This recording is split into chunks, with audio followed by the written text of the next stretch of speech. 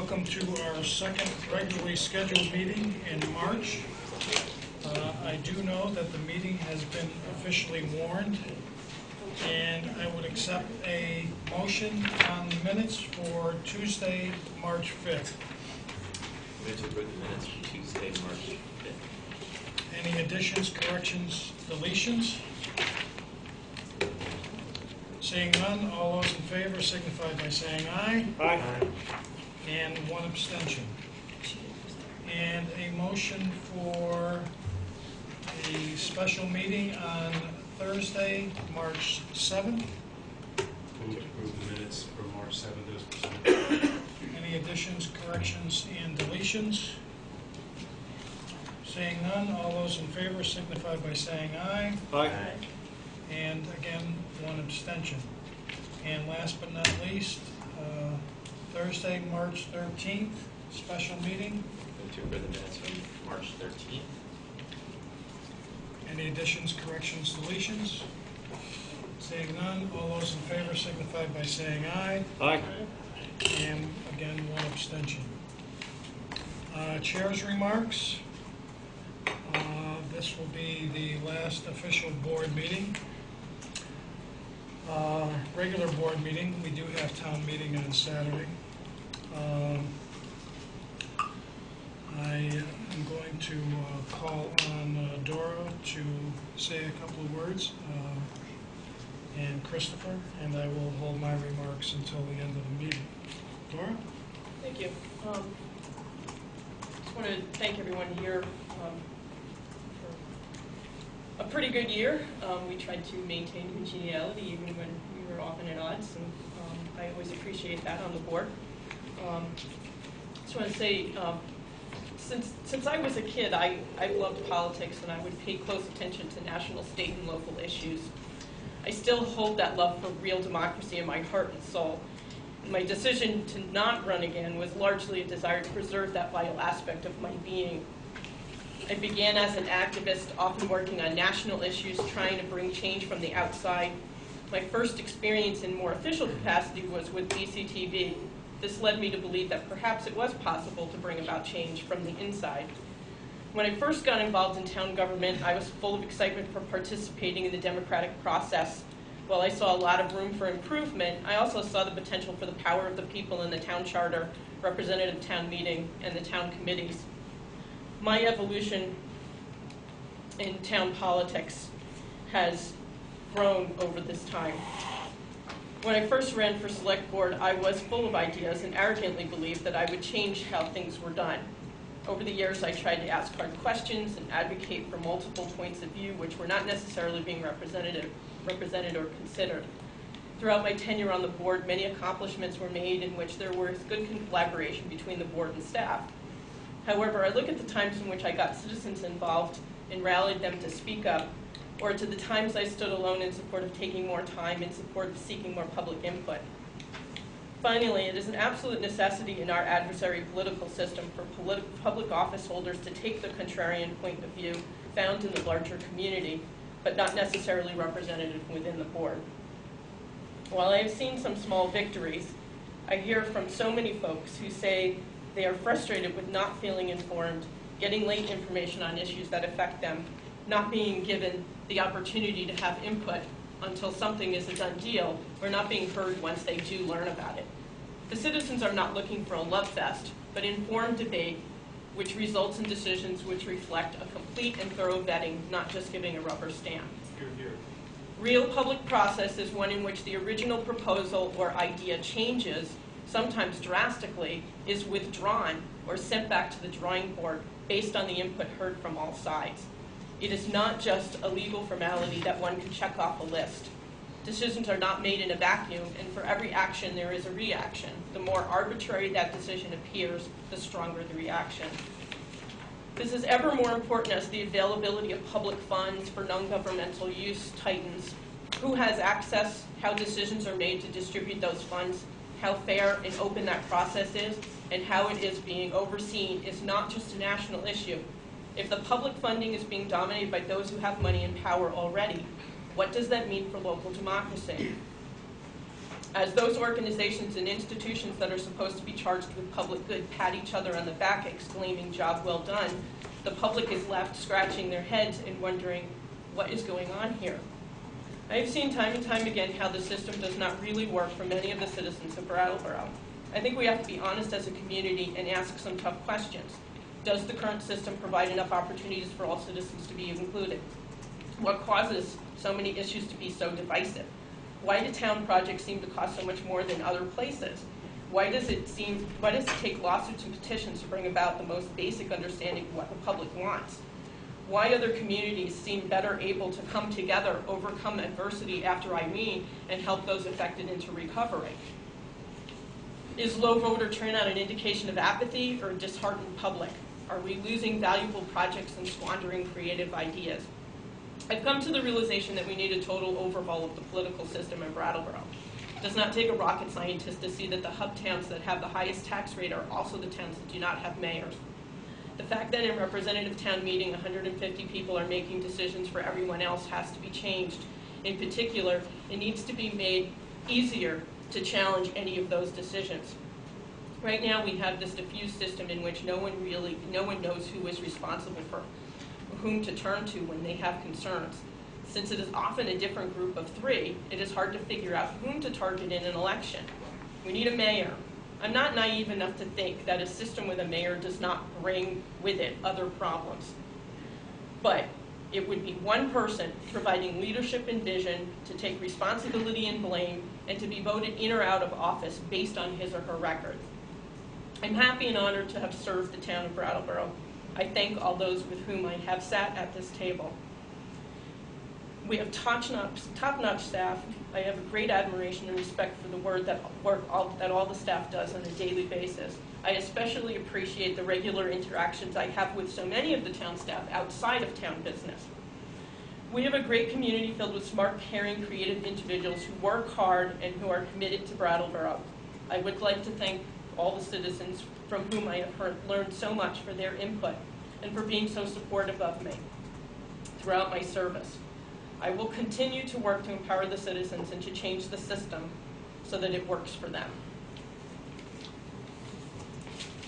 Thank you, Dora. Christopher?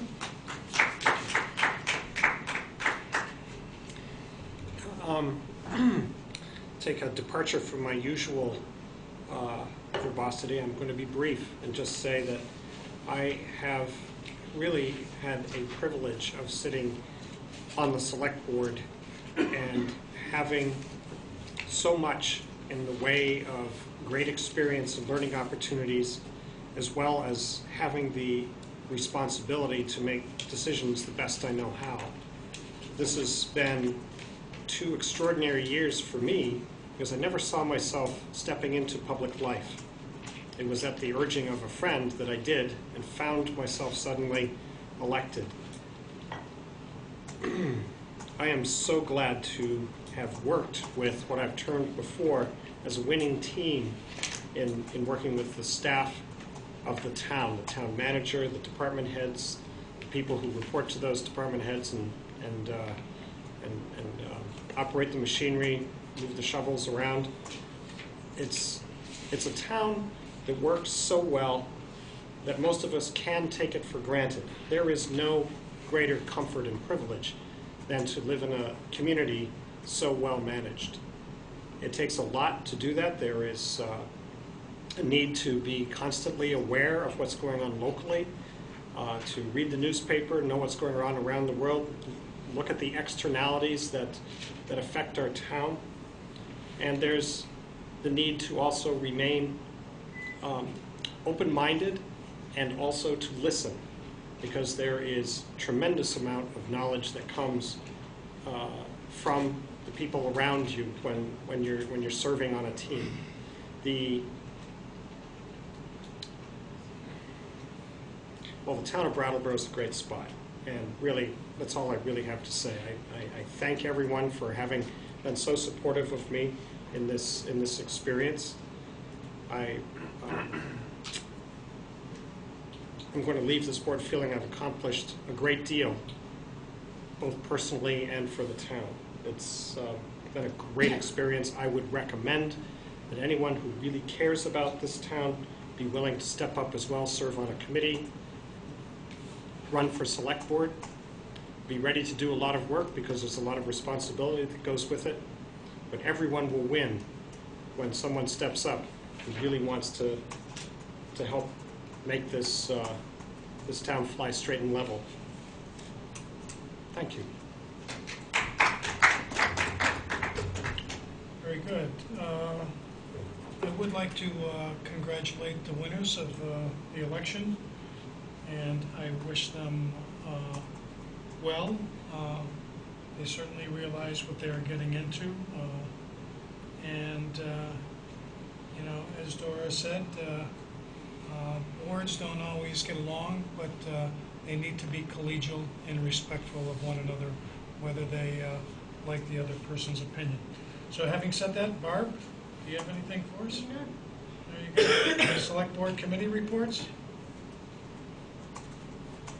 Seeing none, moving right along. Public participation, an opportunity for you to speak, again, about something that is not on our agenda.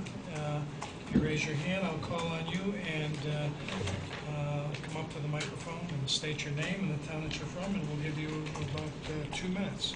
Mr. Wilmerding.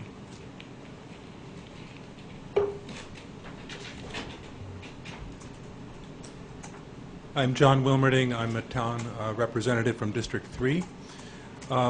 Recently, before this board has come once again discussions of the Robert H. Gibson River Garden. And I just wanted to have a brief word about that. I am part of a committee which seeks to save the river garden for public use. And I will probably be putting a proposal in response to the Building a Better Brattleboro request for proposals, which they've recently put forward. I don't have the details yet. They were a little bit late in getting it up to their website. But I believe that the River Garden should be run by an independent, nonprofit organization. And I believe that we should work as closely as possible with Building a Better Brattleboro to achieve that end. And I think that there is volunteer support, people who would work toward this end in the community, and I'd like to invite anyone who is interested in working on keeping the the River Garden for the use of Brattleboro as a community to contact me or to contact Building a Better Brattleboro. My number is 802-254-2826. You can also reach me by email, wilmerding@myfairpoint.net, and I'm in the phone book. If you'd like to talk about the River Garden and keeping it for the public, please contact me. Thank you. Thank you. Anyone else? James? Hi, my name is James Van Slaben. You're good. You're good. I'm from District 2. I'm going to miss everybody, the three, the trio, the Three Musketeers. And please don't go too far away. We may need you. And that's it.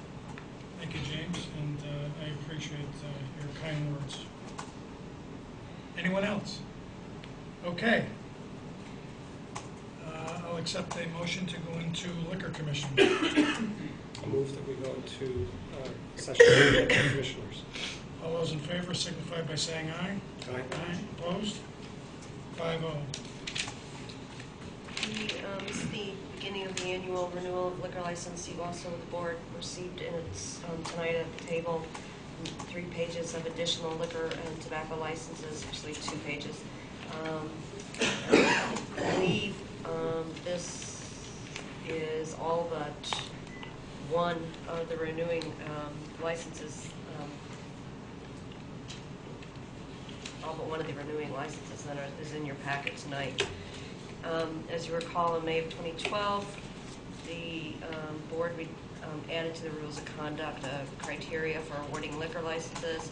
I put that in addition to in the supporting materials.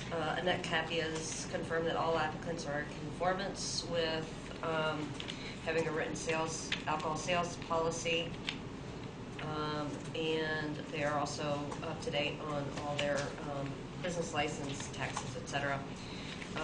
With regard to violations, the chief said that with the second packet, he indicated there are no violations or notices that were given. With regard to the initial packet of lists of entities, you can see that there are 4 establishments that received a notice, at least one notice from the police, and then that tells the board also whether or not they responded.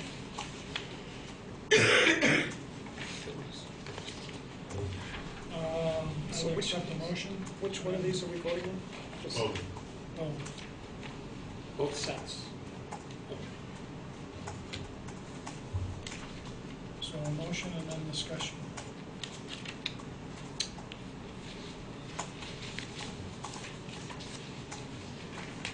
Well, I will move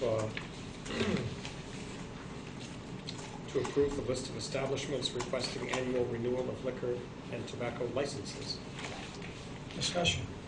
I'm sorry, where is whether they responded or not? That's the part I have not seen. There's Oh, is it it's on that page. I Yes. see. I'm sorry.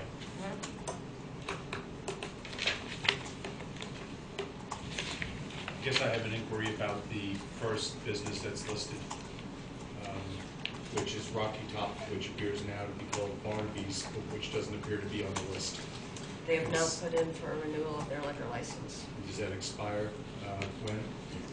April 1st, April 30th. April 30th. April 30th? But they can't operate the business without the change of license.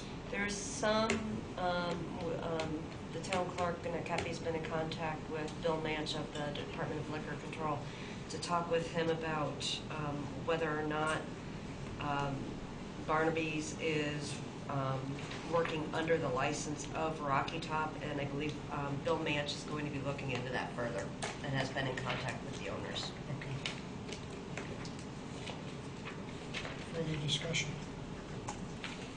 I wasn't seeing on the one that didn't respond.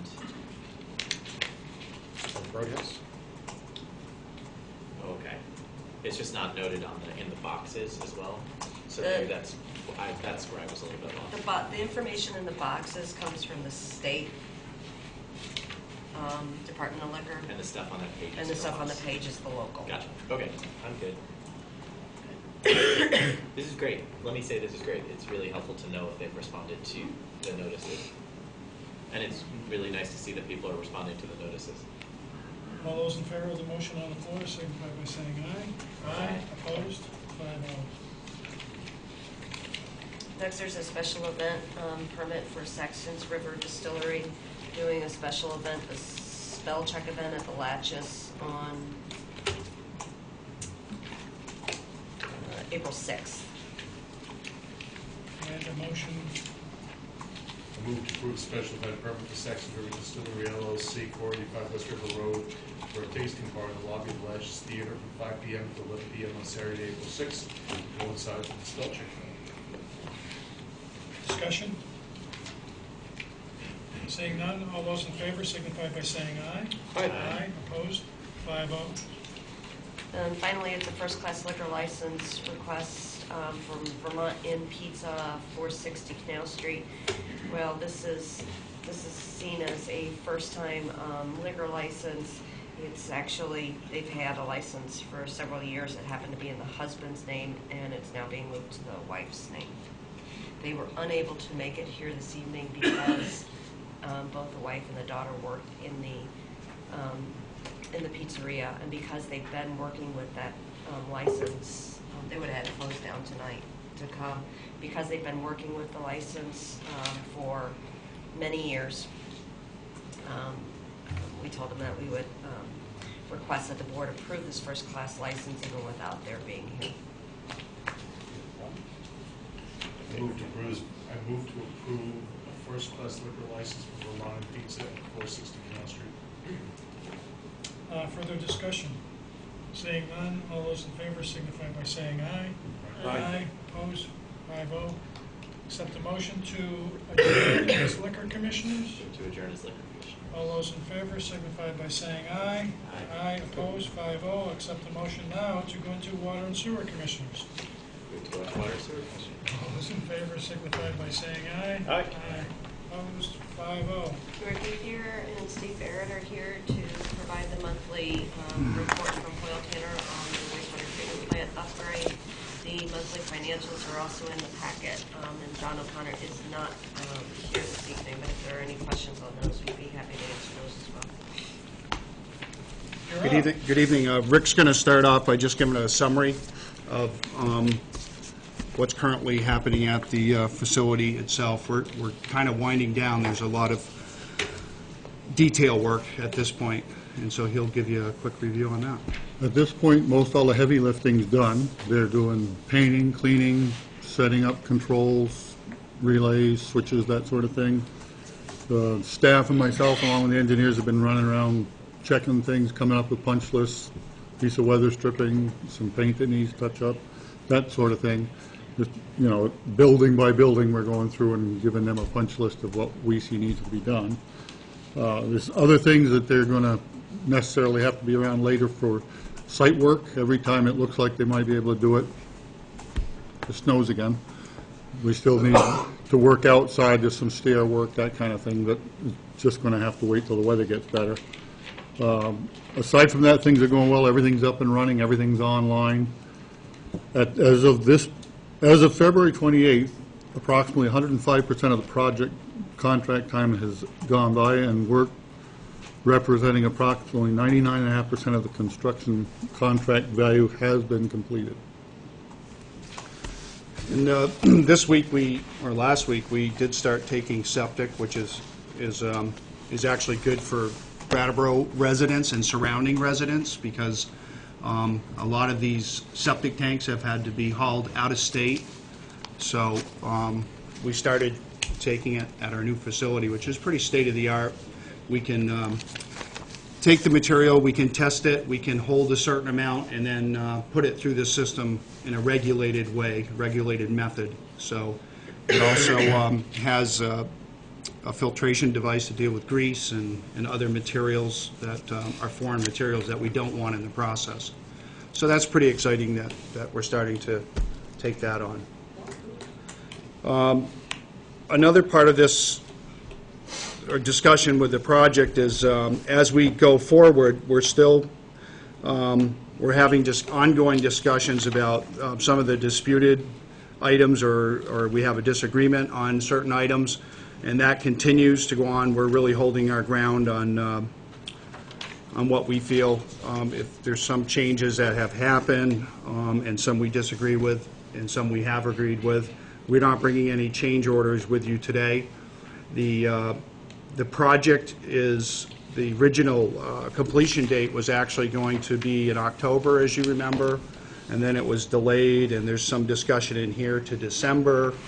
And really at this point, the project's over as far as their timeline. And so at some point there will be a discussion about liquidated damages as we proceed, but we're trying to see what we can agree on at this point. And those are some of the change orders that we have brought already to you after December. So we're going to proceed with that, but the one thing that will happen is if the project is delayed, then there will be additional costs, or could be additional costs for engineering. Up to this point, our engineering contract was done on a base or a flat fee, and the project would have been completed in December, and Hoyle Tanner has held good on that contract all the way up to today, as we had a meeting. But at some point, there's only so much that there needs to be a discussion, which we will have a discussion, and currently are having discussions, but we will, with the board, at some point have to talk about, you know, potential future engineering to see this project through, and the cost, and what damages we may be eligible for. So I just want to bring that up. It's important. You know, as we've talked about the contingency and the amount of money that At this point, there was a 5% contingency, which was $1,125,000, and as you know, there's only been less than 3% of that spent. Currently, the balance is $1,093,259 as far as the contingency, and we're trying everything we can to keep that number where it is. But as we proceed, there'll be discussions that we'll need with the water and sewer commissioners and the town manager to make some of these final decisions. And this isn't unusual in any project of this size. There's always items in the end. There's a punch list that we don't agree on, and that's the way it is. So that's my report. And to let the public know that even after that, Friday will be the ribbon cutting ceremony at noontime, and you are all invited down. It's actually quite a historic event for us. Hearing Steve say that we are generating revenue actually in this budget cycle only helps the bottom line for a pro forma, and looking over at next year's budget helps us keep those rates in check without having to prematurely raise them any higher than what they are. So if you have the opportunity and you're around, please come Friday at noontime. Any other board members have anything? Dora? I just have a couple questions. I'm curious. On the price list, there's things where we're saying, approved, and we're saying revising price proposal, and there's things that are not recommended by engineer, but they're on the list. So these things, when they're not recommended by the engineer, are these just things that were on the original list and then the engineer sort of decides that it's not necessary? Or are they things that people are discussing, or is it both? And then their engineer says, no, we shouldn't do that. I'm just... There are some things that interpretations, when engineering looks at, when they do a design, they come up with a design and they'll do the chemistry of, say, the wastewater treatment. And so there are certain things that the contractor will need to determine, and take something as simple as wiring. You have a panel here and it goes, 1,000 feet throughout the plant, and they have to figure out, the contractor has to figure out how that wire gets there and how it gets there. And in the contract it says it must work and the controls must meet the standard. And then, for instance, take that scenario, the contractor will say, well, we discovered that there was an old foundation that nobody knew about, that you should have known about because it was a building. So now that's an extra cost. So the engineering may look at that and say, well, that foundation was on the plans and you should have seen it. So guess what? We're not going to recommend any change at all. So there's scenarios like that where the engineering will look at it and say, with our engineering practices, we've done what we should have done, and the contractor should have known, and so we're not going to give him extra money for something that they should have followed through and constructed. Okay? So then the ones that have been approved, there's some that maybe, Rick, some of the things that you dealt with were actual things that... For instance, a control supplied by Acme. The engineer doesn't know if it needs 5 wires, 7 wires. He designs it and says, put in 5, but go to the drawings, find out what the equipment requires, and that's how many wires you have to put through. And they'll come back and say, well, that control needed 7 wires, you only showed 5. Well, it's your due diligence to find out, to look at the drawing and find out, ask the vendor, how many wires does it need? It's not our fault because we don't know. We're just saying you have to wire that up so it works. So they're splitting hairs saying, well, you should have told us we needed 7 wires. Another example is one of the specifications for a paint. It's specified that it needed 3 coats. Well, Sherwin-Williams Painting looked at it. They have a coating, and it only needs 2 coats. So they'll guarantee this coating with 2 coats. The spec from the specification that they use for coatings identified a coating that would take 3 coats. okay, of paint. So the contractor comes before us and says, we have a guarantee, can meet the standards for, you know, the water protection and everything else with 2 coats. Here's the manufacturer's certification. That's a change order, okay? Now we may say, well, because it's only 2 coats, we think that you should pay us some money because you don't have to put 3 coats of paint on. So then we go into a discussion with that and try to determine what the refund would be for that. There's all these scenarios, and with a plant this size, there's a lot of different discussions, and that's what each one of these are that are listed here. Does that help? Yeah, no, I think it's good for the public to know, you know, what goes on in the day-to-day operations Yep. of doing a project like this. Christopher? Yeah, looking at this single sheet with summary of all the expenses, you said 1.9 something or 1.7. I'm seeing that we have a balance of funds not spent that are available of 2.4 million. Is that right? That's the total. Yeah. But that, we haven't done Spring Tree, we haven't done Black Oh, Mountain, right, okay. and that's the total amount that was bonded. Okay. So we hope to be less, we would like to leave money on the table here. Yeah, okay, thank you. Any questions? Thank you. See you Friday. No, Dave, the FY14 utility budget. That's correct.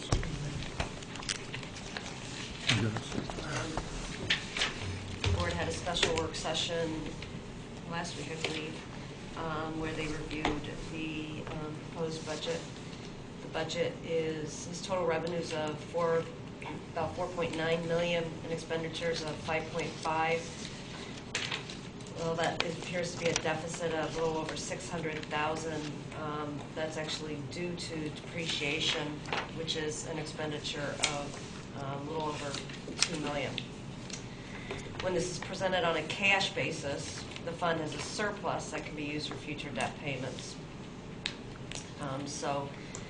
As discussed at the special meeting, the fund is on target with current rate projections, and this is the last year of the 5-year rate schedule, and the board is asked to approve the FY14 budget.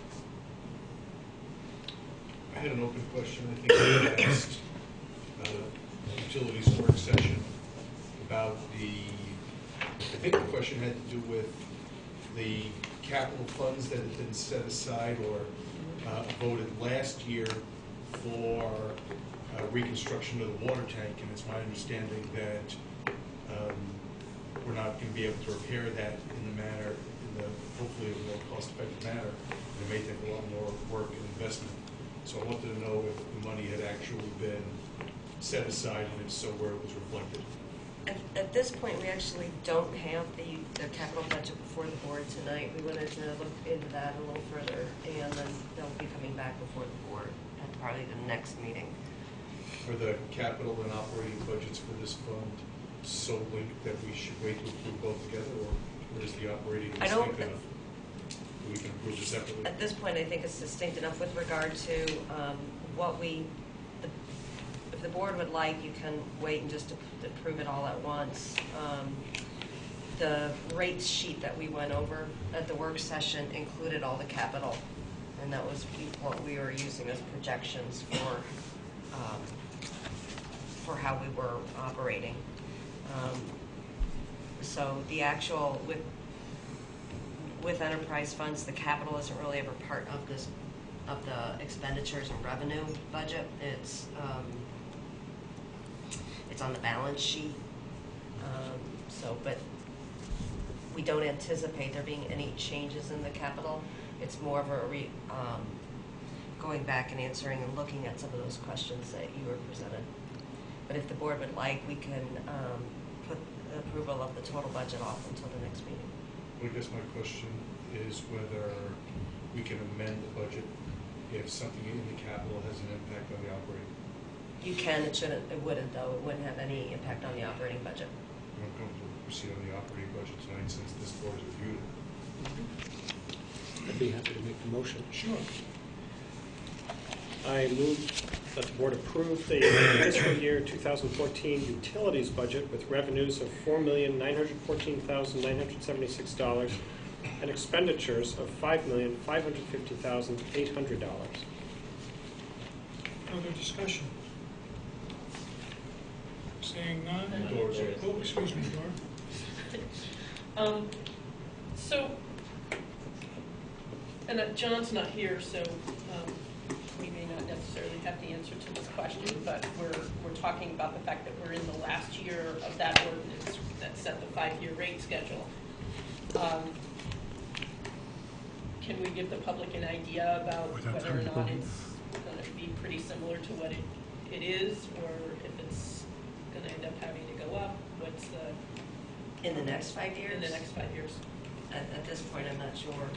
It's going to depend on how close the board wants to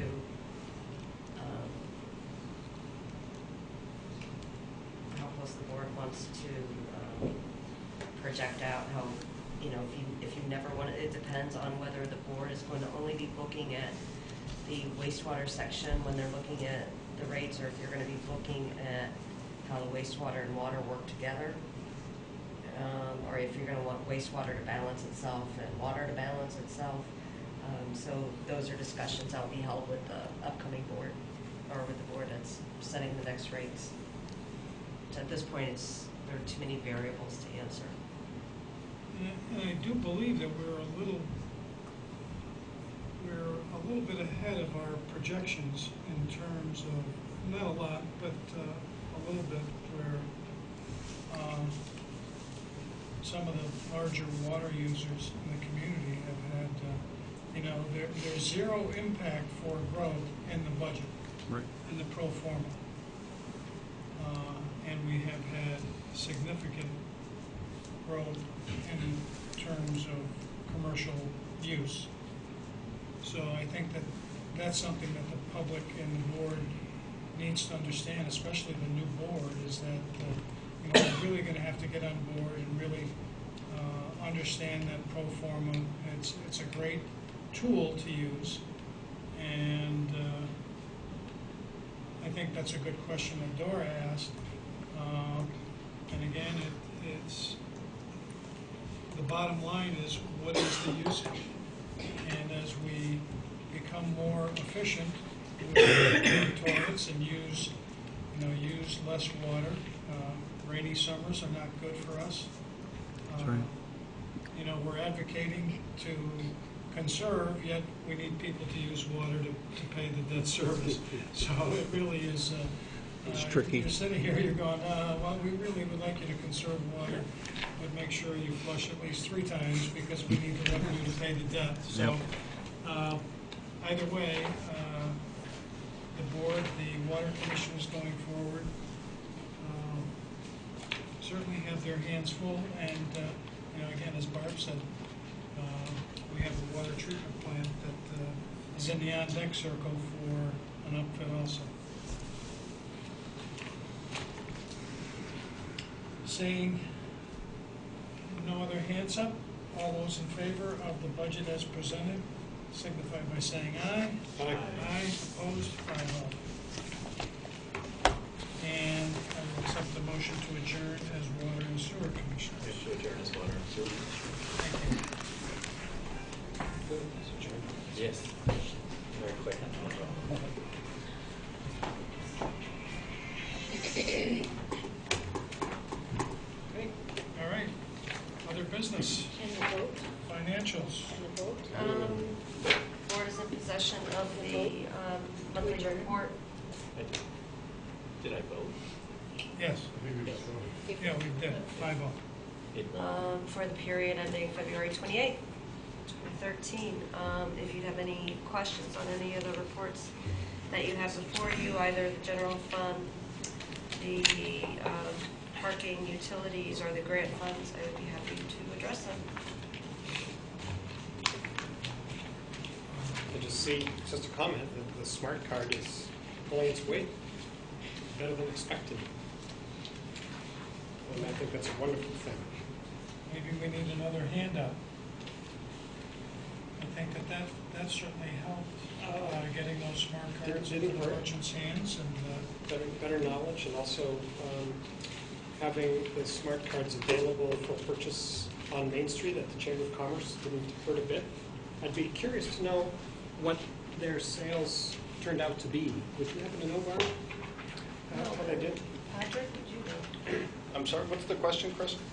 Well, What's the chamber doing for sales? what's the Chamber Smart doing for cards. sales?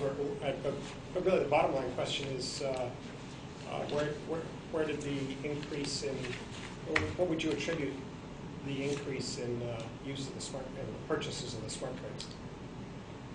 I'd say the increase in their use was directly attributable to our dissemination of the cards. It's pretty a straightforward, simple answer there. It is, as they continue to be used, it is offsetting meter revenue that would have come in the form of coinage. So it's not necessarily additional revenue so much as revenue coming in a different form, but its utilization is, I believe, directly attributable to the fact that we disseminated so many cards.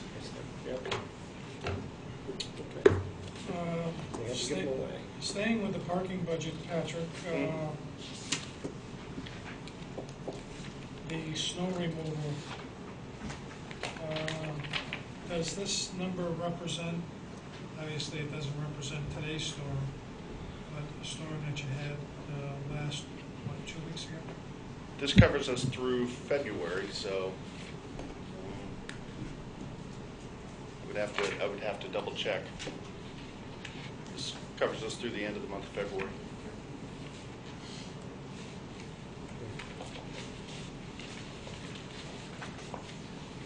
One thing I'd like to point out, if you're interested, in terms of the revenue side, permit stickers, you'll notice, is down somewhat substantially.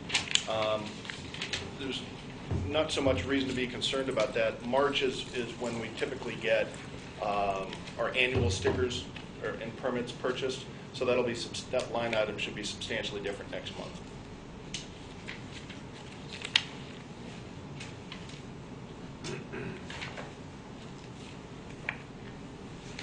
Further questions? Seeing none? Next item up Tax is stabilization. tax stabilization agreement. And the team? Actually, the team is camera shy. It's not the first time. Board's that done you've a had to negotiation for a tax stabilization agreement with prospective owners of the Brooks House in Wasabi. And the structure of the agreement is, at this point, would be to stabilize the non-residential portion of the Brooks House, which is approximately 67% of the whole, at a rate of 35% for 8 years.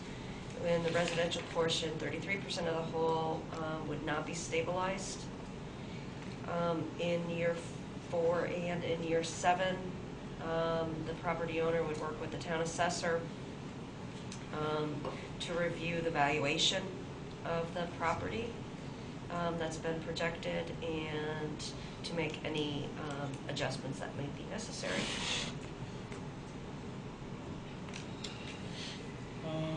Motion, I please. move to approve the tax stabilization structure as identified and to authorize the town manager to enter into a tax stabilization agreement with Brooks House owners. Further discussion?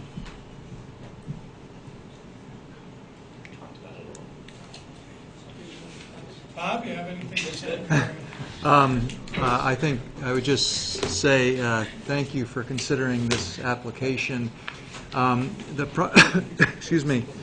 The project, although we are gaining speed towards conclusion and things are really lining up, it remains financially a very sort of fragile project. And the level of debt that we have on this project far exceeds what we probably should be doing. And effectively, every dollar that we can stabilize by the operational cost allows us to put more money into the building that we couldn't otherwise do. We are, as you, I think, came out in some of the data we provided, really struggling with the debt level of debt on this building and the fact that in the 7-year horizon we have to refinance this.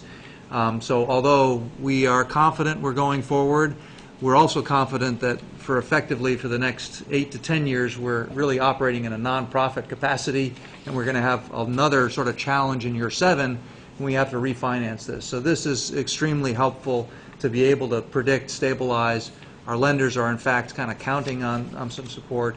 And I think on behalf of our team, I'd like to say thank you both for the consideration and for the help. The staff has been really wonderful to work with to help us sort of work through this process, both Barb, Russ, and the planning office throughout. So I just want to take the opportunity to say thank you for the support that we've seen and the help in sort of getting these pieces together. And we have another couple of months of sort of getting these things finalized, documents together, and then we hope to close, and we'll solve your parking problem because we hope to be bringing in a couple hundred construction workers very soon in the downtown, and they should be buying parking stickers in the garage, so we'll see. Yeah. David? I don't think that we've had a public discussion of this tax stabilization proposal and agreement at a select board meeting thus far. So I think it's prudent for us to just speak a little bit to the considerations that have informed the board as we've been negotiating this agreement, most of which has happened in executive session because it was a contract matter, and also happened between administration personnel and representatives of Wasabi. As I understand it, and I'll ask Barb or Bob to correct me, the request that we got from the Brooks House developers was to agree to lower their taxes for a period of years under our tax stabilization ordinance? Program, our tax stabilization program that allows us to stabilize taxes and reduce them up to, I think, a maximum of 35% of the total tax to be paid for a period, I think, of up to 10 years. And a number of considerations were looked at by the board when we were discussing this. Tax stabilization programs serve a lot of different purposes, and I think that the most important purpose that everybody agrees on for this project is that the Brooks House is of fundamental importance to the health of the downtown. And although it's not likely in the long term that we're going to be having significant additional jobs at that location, rather we're going to be reestablishing jobs that were lost when the fire happened and consolidating jobs from other parts of town in this location, having the Brooks House functioning and working downtown rather than as a blighted property is a huge priority for the government of the town as a whole. And it's really important to the health and welfare of the downtown in a series of different ways. In negotiating the agreement, one priority for the town was to ensure that we were only stabilizing that portion of taxes that qualified for stabilization.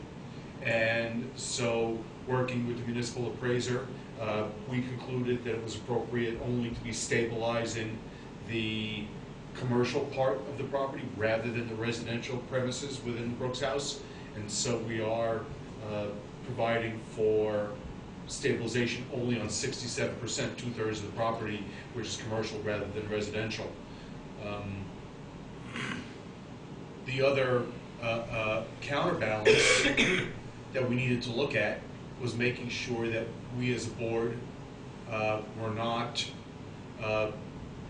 using tax dollars to enrich private investors.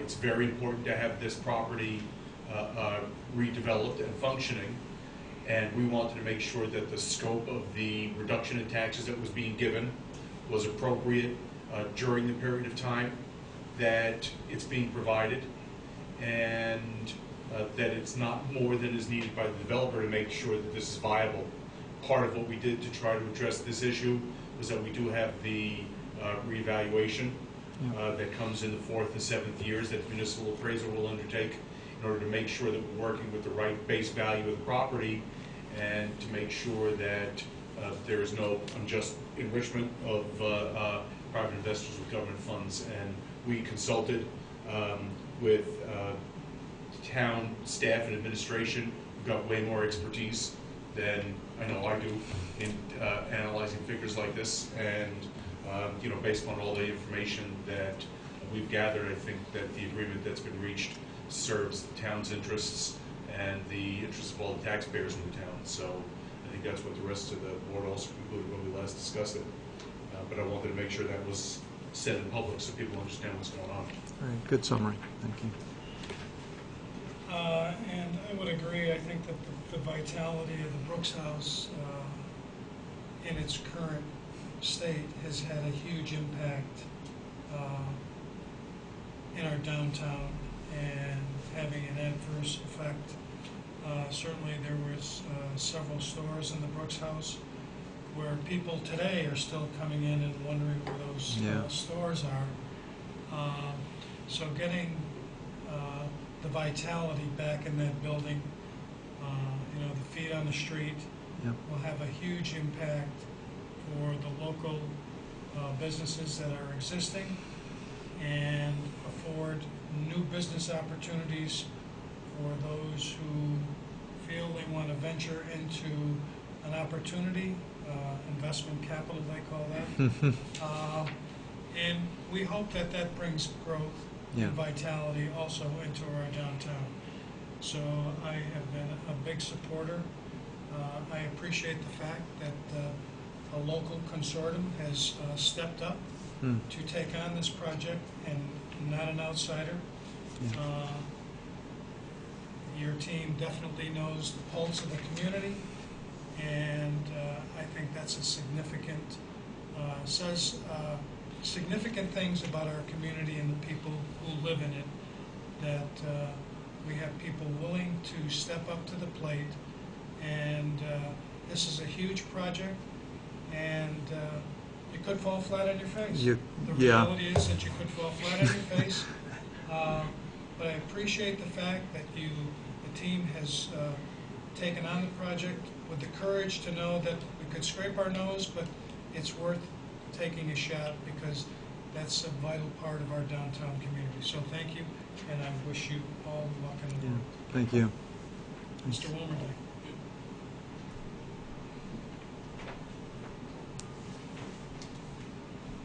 John Wilmerding, 3rd District. I serve on the Town Finance Committee, so I'm used to trying to examine whether the town is getting bang for its tax dollar. And the town may forego some tax revenues by this arrangement, but this is an investment in our community. We have the opportunity with the Brooks House to restore one of the huge commercial and economic engines of our community. And I've been particularly interested in the fact that 2 of the Vermont state colleges are moving major facilities into our community. We have, I attended the exhibit the other night at the Robert H. Gibson River Garden. It astounded me to see that the entire 2nd floor of the Brooks House has been committed to the state colleges, plus the 1-story portion in the Harmony lot also is going to be taken by the colleges.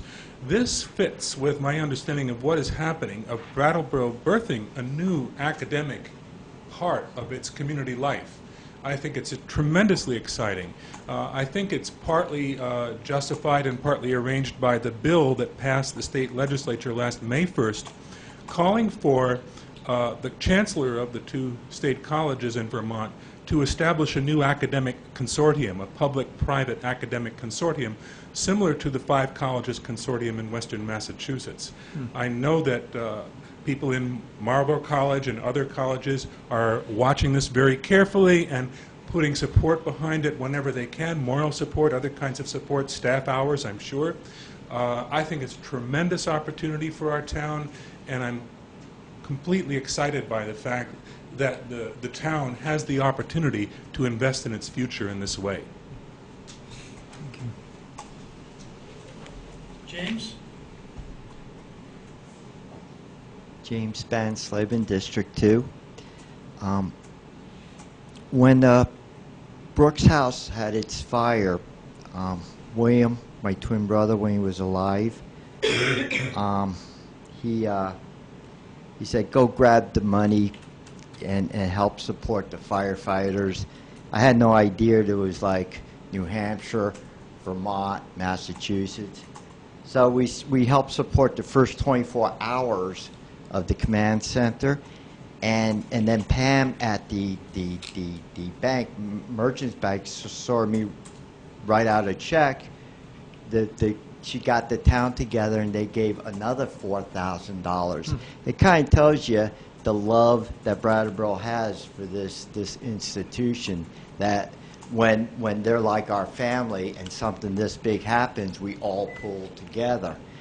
And it impresses me that even, it's what, a year and a half later? Almost 2. Almost 2 years, Yeah. we're still pulling together for something that we all deeply love. And with that, God bless, and my wishes go to them. Thank you. And I do miss my brother. Further discussion? Yes. I just wondered, what is the cost estimate of what this, like, the base value is the property value that's being stabilized, and what does that come out to in taxes? Do we know? The problem with projecting out on that is you don't know what the tax rate's going to be. Okay. At the present tax rate? We haven't calculated at present tax rate. We can work on the numbers for you, or Russell, very good at that stuff too. I don't know. So the town doesn't, I mean, you're going into the agreement, do you not know what it is? We Yeah, of course we know what it, I mean, Okay. what we used was, we used a tax rate, and we used we added some amount onto the tax rate for each year to do a proposal of what it would be. I think one of the things that's of most interest actually with this is that the taxes that the town was getting on the Brooks House prior to the fire, I believe in the first or the second year would still be receiving higher taxes under this proposal than what we were receiving 2 years ago. Okay. Because the value of the property Because is the value of the higher property has than it was pre-fire, essentially, Right. even with the stabilization. Pardon? Yeah, I don't have it with me. I don't have the exact numbers, and, Bob, trying to look for correct me that. if I'm wrong, but what I recall is that after the project is completed, it's estimated that the building will be worth about $9 million. It's going to cost, I think it was $23 million Yeah. of investment to get to a building that's worth $9 million. So that's a huge amount of capital that has to be invested to rehab, above and beyond what the building is going to be worth at the end of the day.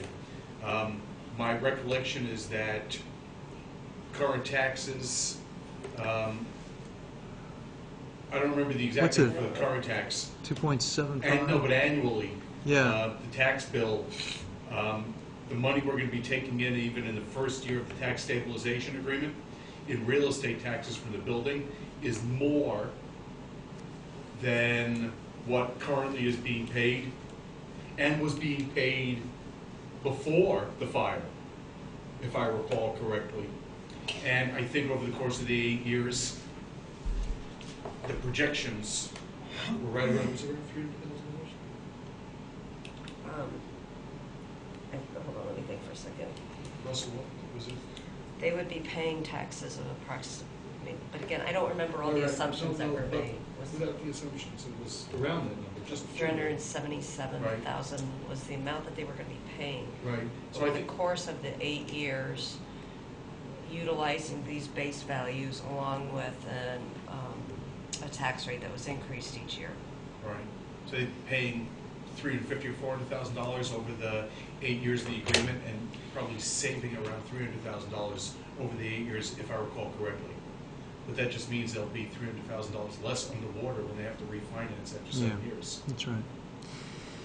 Also, not to I don't make... speak out of turn. No, Just say that sounds about right, and not to complicate it further, the stabilization is only on half of the property tax, because there's a state portion, which is Right. about half, so it's 67% of half of what it is, so the tax burden is, is still significant on a building this size. Correct. Yeah. Because they still have to pay the municipal taxes. So I mean, nobody's, the school taxes. so Yeah. nobody's giving away the store. Oh, here. good. I mean, that should be very clear. Yeah. That this wouldn't happen, this project probably couldn't survive if we didn't provide some stabilization. But it's not as though we were giving away the store. This is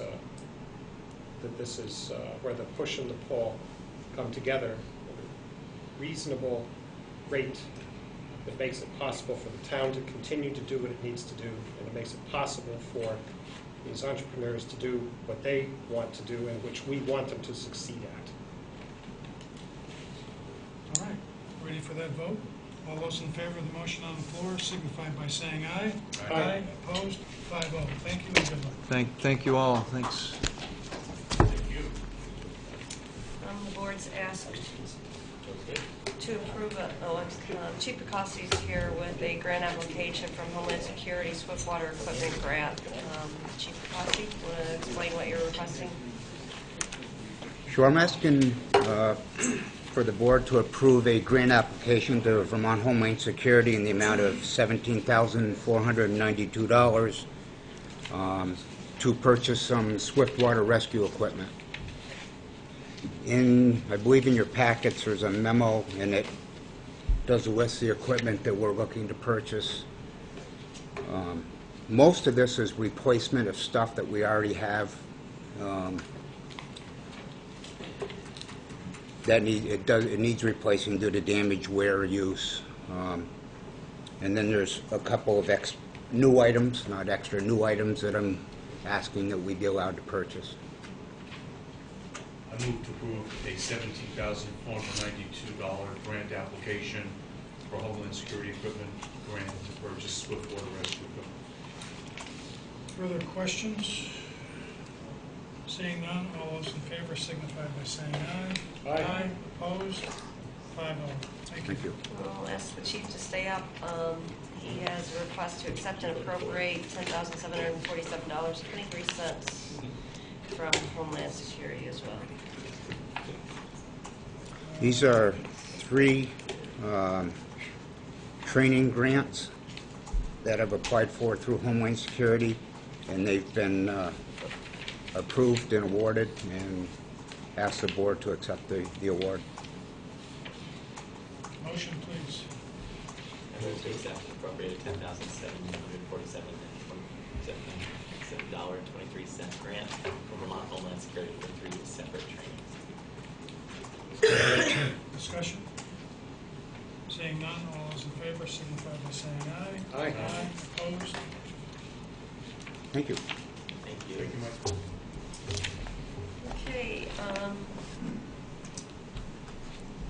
the board is now asked also to accept and appropriate $8,000 grant amendment from the State of Vermont Department of Corrections to fund the Brattleboro Justice Center.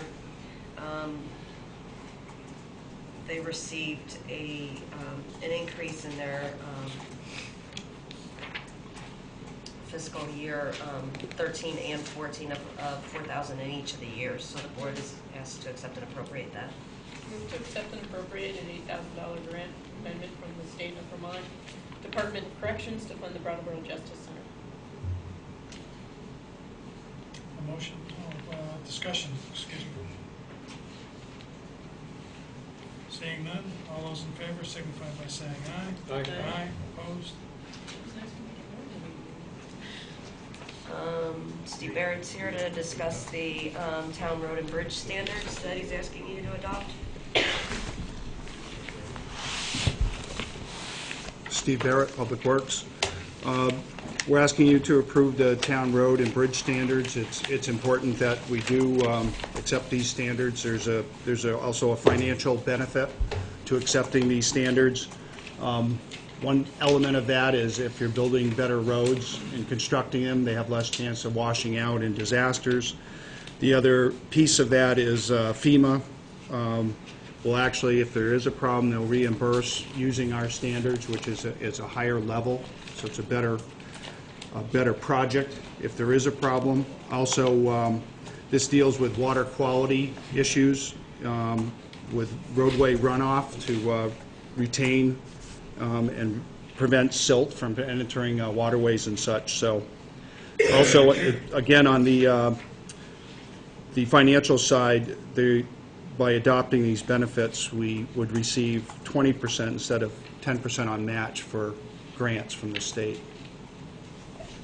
This has been reviewed also by my assistant, Hannah O'Connell, so we're recommending that you approve them.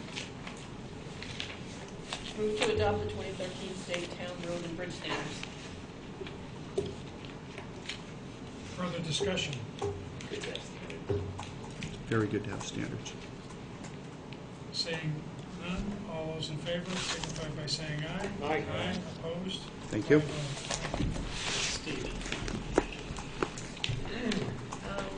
There was a request by the board member to discuss the building that's been known as the archery building, or the old rail department, or the old rail building on Depot Street. I think I was asked to present some information on that. The board has a memo on that, just to briefly go over what it talks about. It's kind of somewhat, a little bit of the history and then kind of where we're at right now. The old rail building was purchased in 2006 by the town for redevelopment of the area.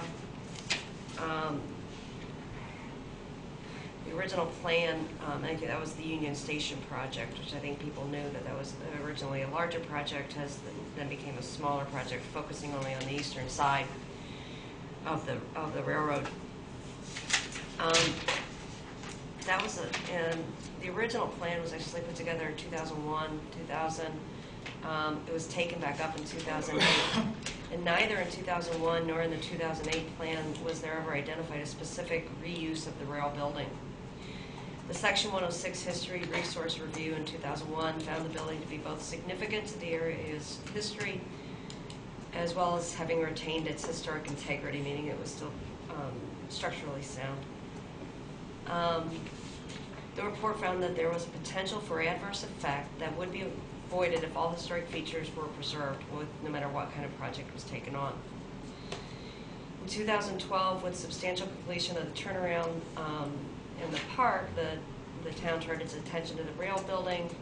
It had sat empty since 2006, was beginning to deteriorate. With no renovation funding identified and no clear idea for how to reuse the space, a request for proposals was issued for ideas on the reuse of the rail building. The proposals were to identify both the reuse of the property as well as a financial plan that would finance the redevelopment and continued operation. There were several well-attended site visits. 2 proposals were returned, and the board approved entering into contract negotiations with Fulcrum Arts. And prior to arriving at a contract, Fulcrum Arts rescinded its proposal. To discuss a little bit more, I've been asked to talk about pros and cons of the RFP process, as well as possibility of seeking historic preservation approval to demolish the building. The property was purchased with federal funds, and if the town were to sell the property, it would be responsible for repaying the federal government for 80% of the appraised value. So you can sell the property. The town could also rent the property to a third party. Due to the close proximity of both the park and the turnaround to the building, staff does not at this time recommend selling the property, and thinking that the municipal control of the building and site uses would still be to the advantage of the municipality. While any number of businesses could be operated from the building, there are a variety of forces that might limit usage. Structural evaluation of the building was completed in 2009. The report found the building to be structurally sound, but requiring upgrades if it were to be used for public access. Structural upgrades, not including architectural upgrades, ADA and building code upgrades, HVAC and plumbing and electrical upgrades, was estimated to be between $250,000 and $275,000. To bring the building into usage would be actually closer to over $500,000, a little bit more. Additional brownfield testing of the building is also required. The limited parking in the area poses another restriction for reuse of the building. And the building is hooked to the town's water and sewer systems. Any kind of demolition of the building would also take time and money. Demolition would obviously be an adverse effect on the building, and the town would need to explain why that adverse effect is unavoidable or reasonable in the context of the project and the costs associated with preservation of the structure. There's been no additional investigation into this scenario. We would most likely want to hire an independent historic preservation consultant to assist us in anything where we would be working with historic preservation. So at this point, really, there are no easy answers to the reuse of the building. Staff can continue to gather more detailed information of the cost of renovation, including what minimum investment would be required to keep the property from further deterioration. We can peruse more seriously possibility of seeking state approval for demolition. We are continuing, one of the things we are doing is continuing with some of the brownfield testing inside the building, as that's going to be needed to inform any decision. The other thing I would recommend is that the other thing that we can continue to do that would inform any future decisions would also be getting better cost estimates of what it would take to bring the building up to, maybe not for public usage, but bring it up to a point where you wouldn't have to worry about further deterioration. No matter what this board or any future board decides to do with the building, we do need to be, until a final decision is made, we need to be working towards preventing any deterioration of the building as it continues to sit. So with that, I kick it to the board. Christopher, you are the one who requested. I did. When we had the vote to award or to enter into talks with Fulcrum, there was an objection because the reason being that it hadn't been publicly discussed adequately, but it seems to me that we've got one more piece of this corner of Main Street, or the corner of town, to really get our arms around before we can say that we've really done a great job of preserving that area. We've seen over the past several decades, the formerly decrepit railroad station be turned into a first-rate museum, a beloved museum. We've seen Marlboro College move into next door to there, and it has become a central facility for meetings and for education. We've seen really the rebirth of a building down there into a successful restaurant. We've seen the park come into being. We've seen an improvement in the access to the train. And actually, if you look farther enough back, I guess it was 1974, thereabouts, that Amtrak came through, and that was with no small work on the part of people in Brattleboro to help really lobby for having an Amtrak route come through our side of the state. So there has been, for quite a number of years, a real amount of momentum in the improvement of that area. I call it a corner of town. And I think it'll be very important to really tie a ribbon there around it and get that piece done, because when we have the new bridge to Hinsdale put in the next decade or so, that corner will no longer have the same amount of traffic, and wonderful things could happen even without the traffic that goes by there now. We'll see it as a more tranquil area, and you can just imagine the various uses. And so I wanted, before I left my tenure on the select board, to have some influence on the progress there, just even if it just was putting this item on the agenda for making it a public process, to begin the public discussion of what should happen to that spot, to that building or the spot that it stands on. There's a lot of promise down there, and I hope that the board, the next board, will really bite into it and do something with it, with the resources that are orbiting it. We've got, as I said, a first-class museum. We've got an arts committee that's very interested. I don't believe we have the Union Station Park people here tonight, but I imagine they have some ideas too. And I wanted very much to give anybody who had something to say a chance to say it tonight, as a way to just get this ball rolling. And I'm grateful for being able to have this discussion tonight, even if it's going to be superficial, even if it's going to really not be of substance, but certainly in just being on the agenda will have some push on the subject and start it moving forward. Dora? Did we disband the Union Station? I can't remember. Yes. I thought we did. So we don't have the Union Station Committee, but we do have an arts committee, and this is now under the purview of the Parks and sort of Parks and Rec Department. Recreation Parks. Tell you what happens with it, I guess. I'm just trying to figure out sort of like who would take the lead, and because I mean obviously I'm guessing there's two people at least sitting in the audience that have an interest in participating in this conversation. But I'm just trying to think of what committee should take the lead in doing some sort of public process around the community weighing in, aside from the other stuff, which is the money and the structural stuff, and which is important. The only question I have is, I thought they did the internal testing in that building already. No. There is some preliminary work, but it's the internal testing in the building needs to be done.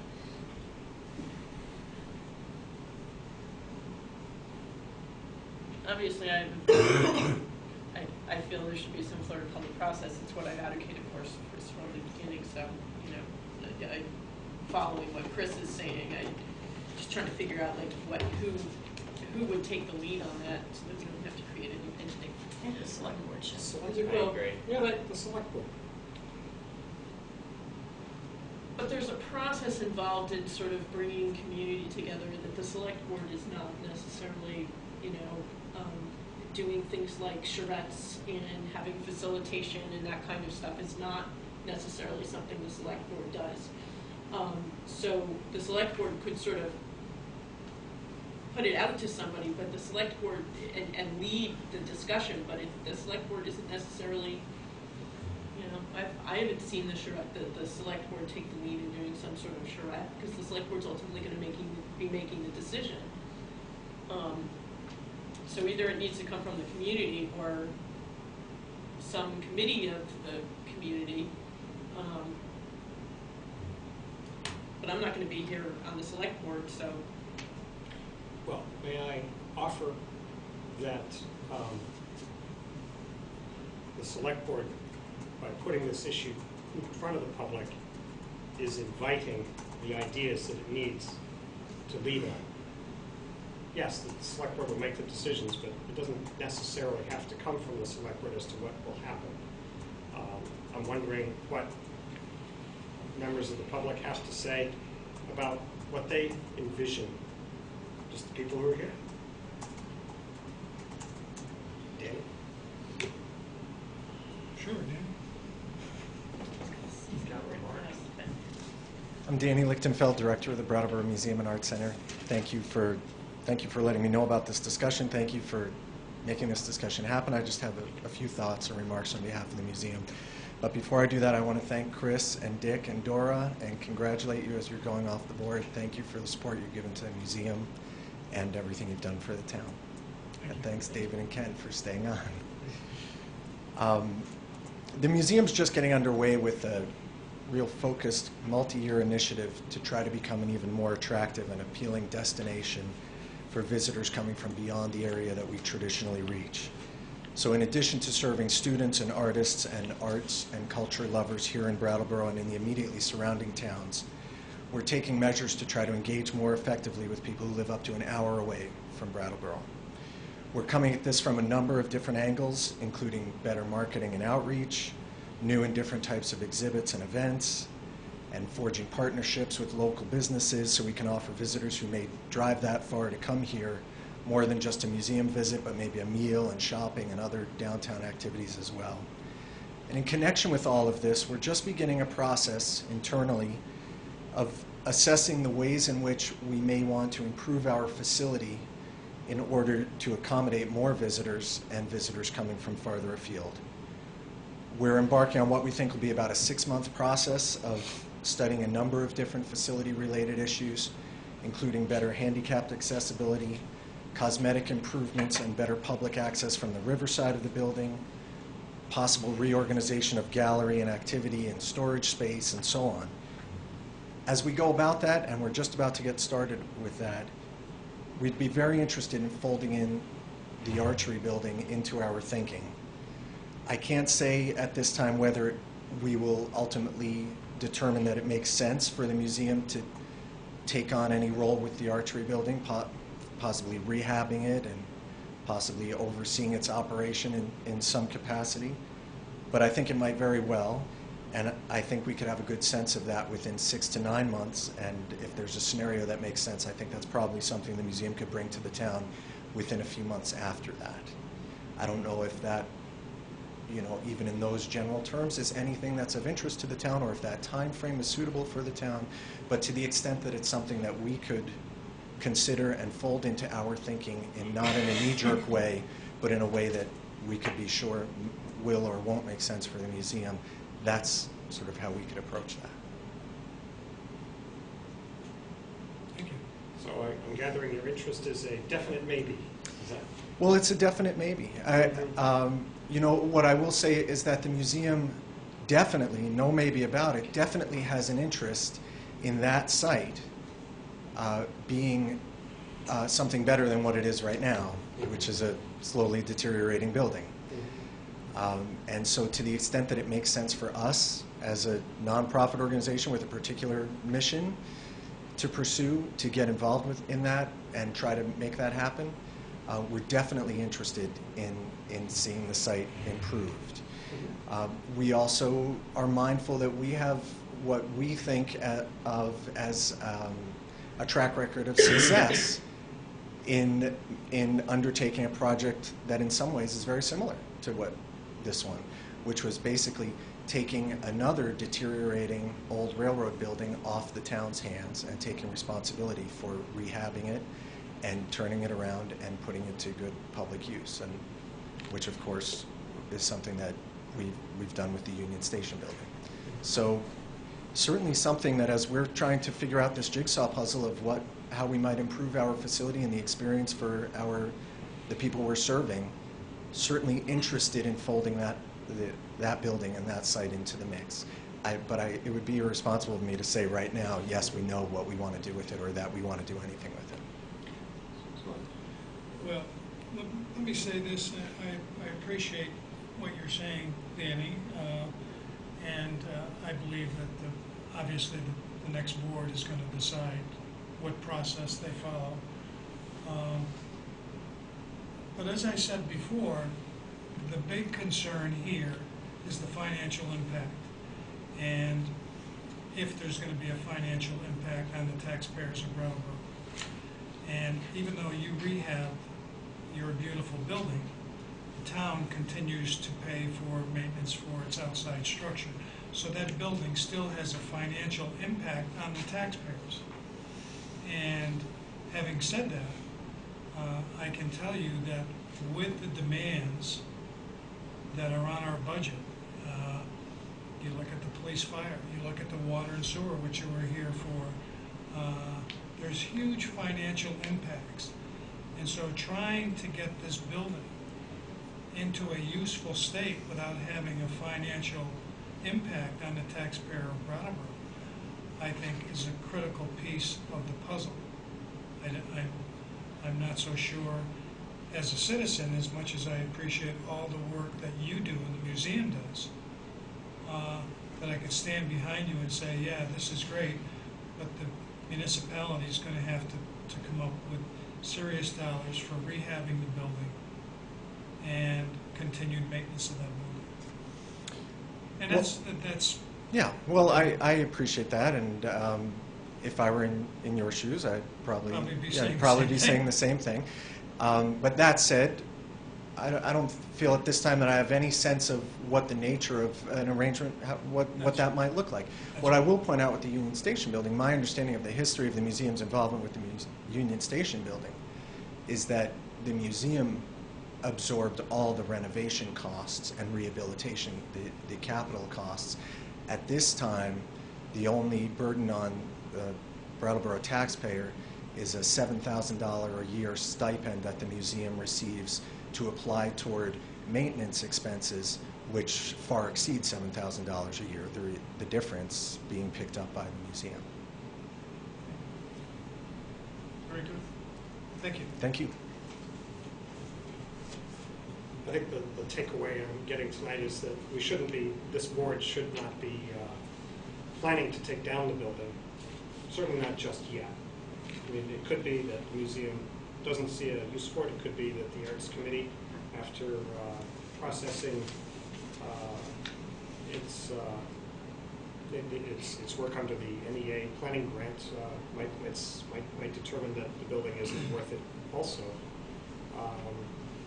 But what I'm hearing is that there just needs to be a lot more consideration and discussion and the generation of ideas for that corner of the town before a decision is made. And frankly, when you start talking about all the things that could be done, it starts to get exciting. So even if what we've heard and said tonight is all that we accomplished tonight, I think that it's important to have done so. And I'm thankful to the rest of my colleagues on the board and to Barb for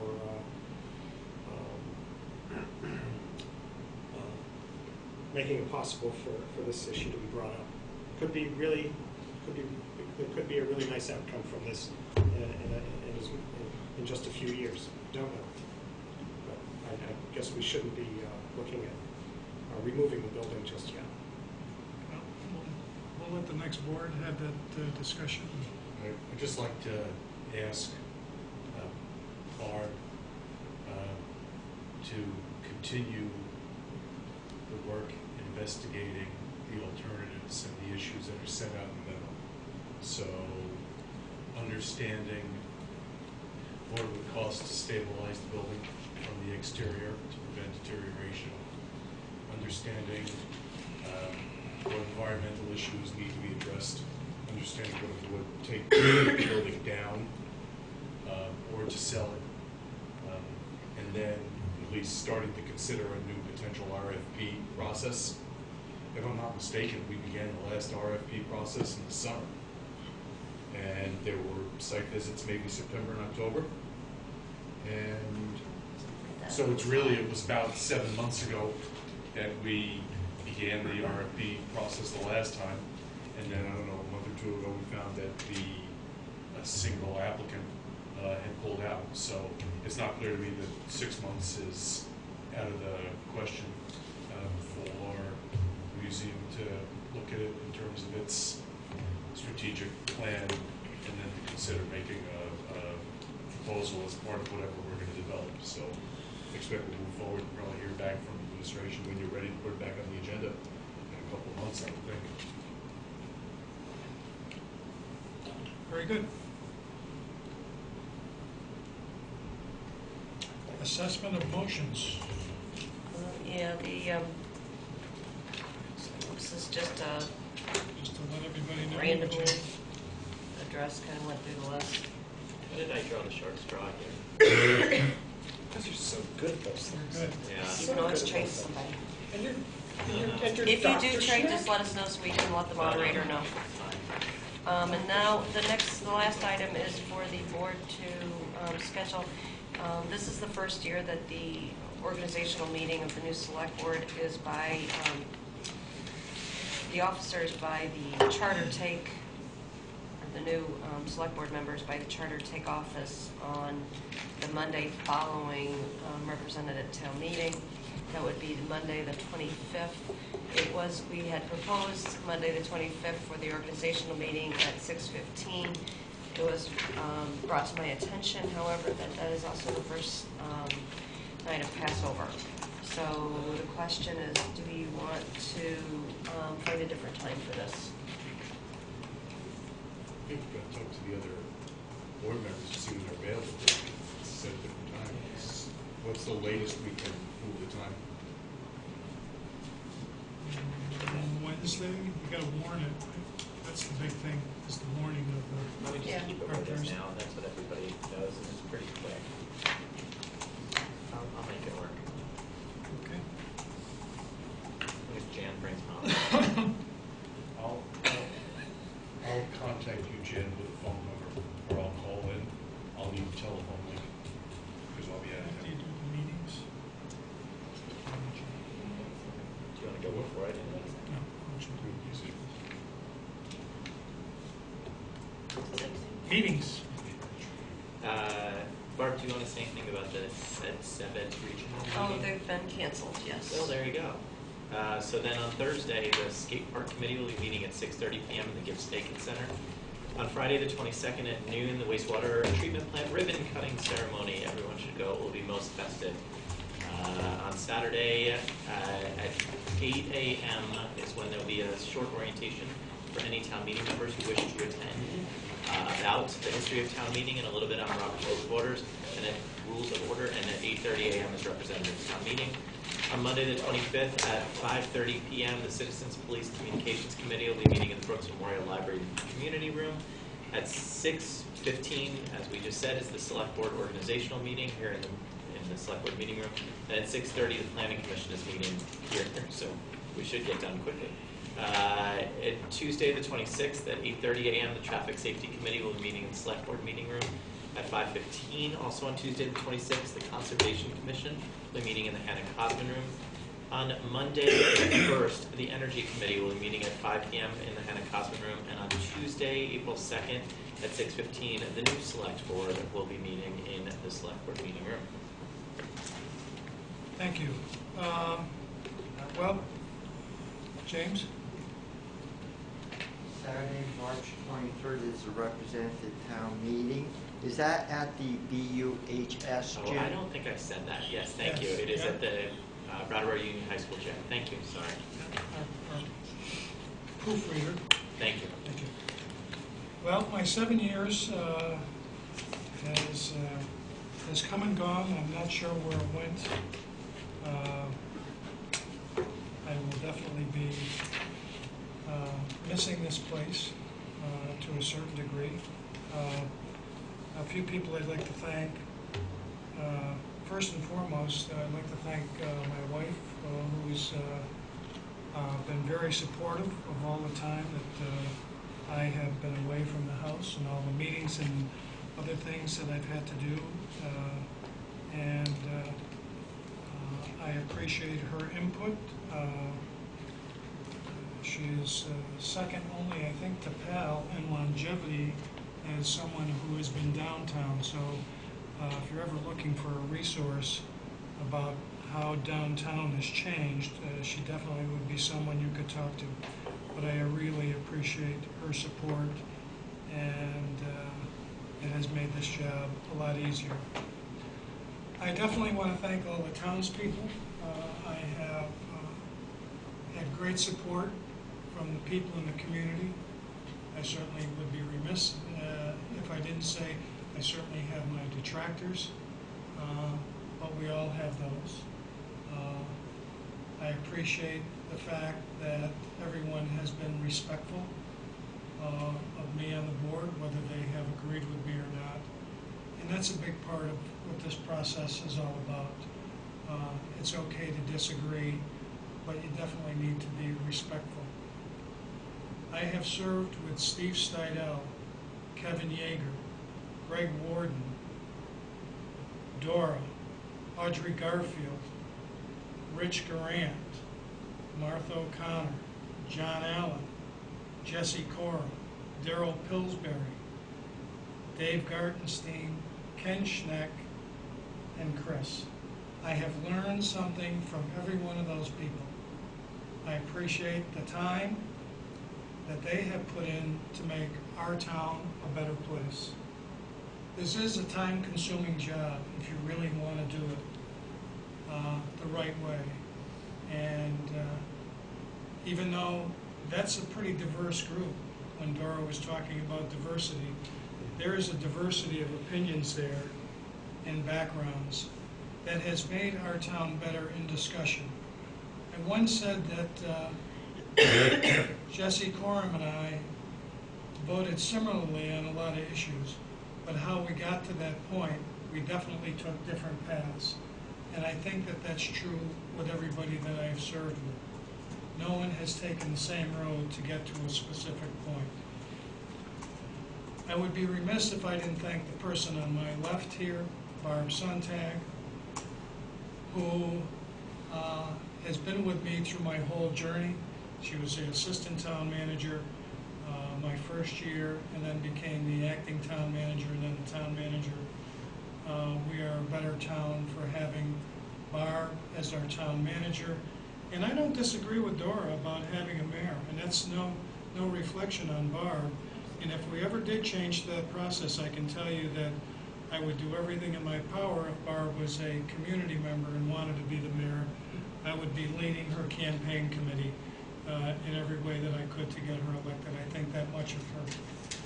I think that we have great department heads.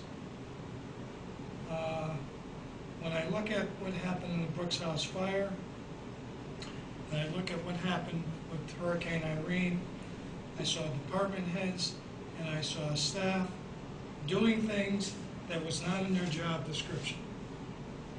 When you're behind the scenes and you see our staff, our administration, doing things to help people in their most vulnerable state,